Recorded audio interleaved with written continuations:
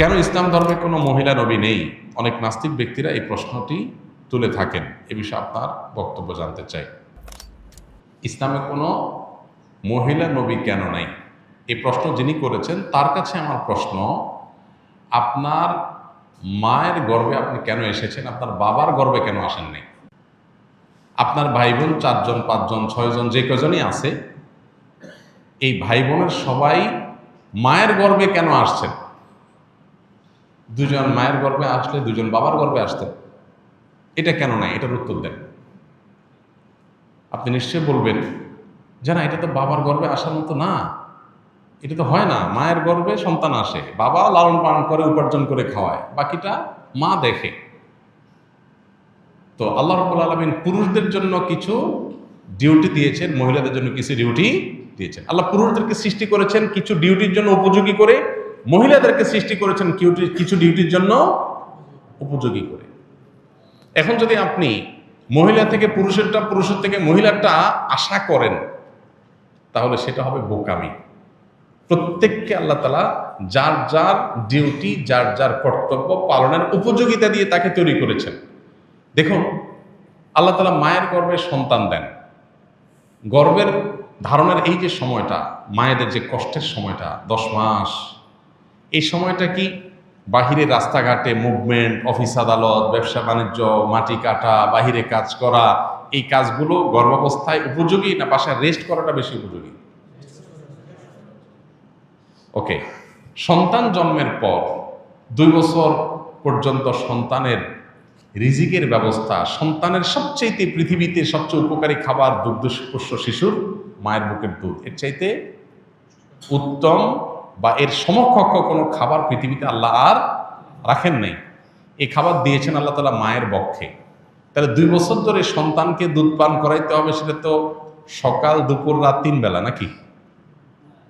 3 বেলা না খাওয়াইতে হয় সন্তানকে? কত বেলা খাওয়াইতে হয়? অগণিত বেলা। সকাল থেকে রাত পর্যন্ত কতবার খাওয়াইতে হয় তার কোনো ঠিক ঠিকানা। ওর যখন ক্ষুধা লাগবে তখন সে কেঁদে উঠবে। সেটা হতে পারে রাত 2টা, হতে পারে সকাল 10টা।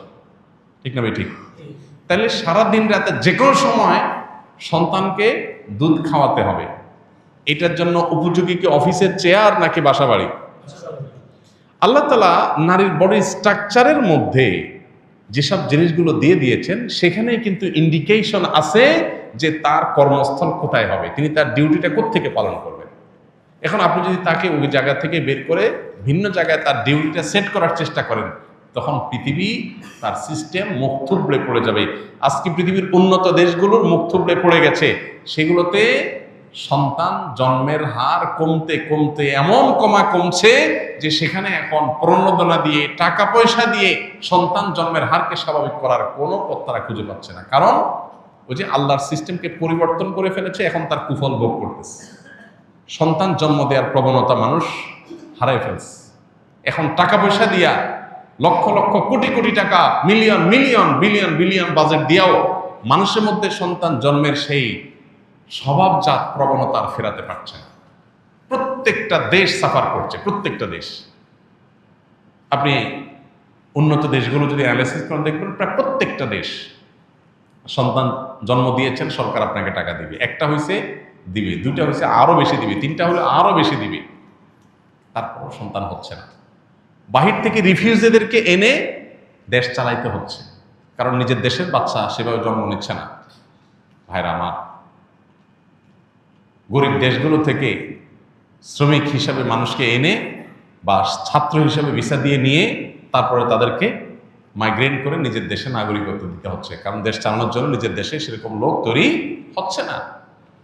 আল্লাহর সিস্টেমকে পরিবর্তন করতে গিয়ে পৃথিবী বহুবিধ চ্যালেঞ্জের মুখোমুখি হয়েছে, আরো হবে। বিধায় কেন আল্লাহ তাআলা পুরুষদেরকে নবী বানিয়েছেন?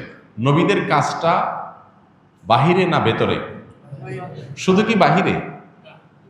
তাদের কাজটা চ্যালেঞ্জিং, মহা চ্যালেঞ্জিং, তাই না?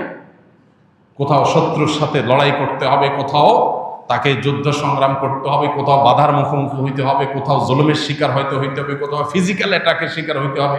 এগুলো কি একজন নারীর জন্য সহ্য করাটা খুব বেশি উপযোগী? তাহলে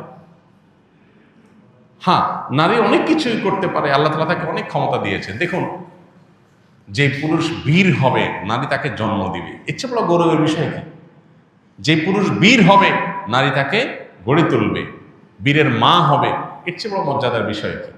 মর্যাদা দেওয়ার নাম করে আমরা এখন যা করছি এটা পৃথিবীকে পশ্চাদমুখী করবে।